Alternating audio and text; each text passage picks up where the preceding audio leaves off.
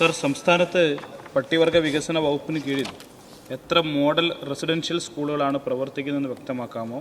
എത്ര കുട്ടികളാണ് താമസിച്ച് പഠിക്കുന്നത്? അവർക്ക് നാം നൽകുന്ന മറ്റു പദ്ധതികൾ എന്തെല്ലാമാണെന്ന് വിശദീകരിക്കാം. Yes minister.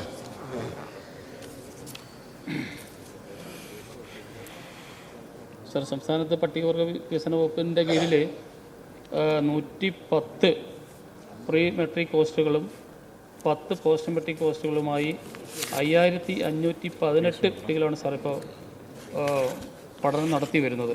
വകുപ്പിൻ്റെ കീഴിൽ 22 മോഡൽ റെസിഡൻഷ്യൽ സ്കൂളുകളിലായി 7099 കുട്ടികളും ഇപ്പോൾ നിലവിൽ പഠനം നടത്തി വരുന്നു സാർ.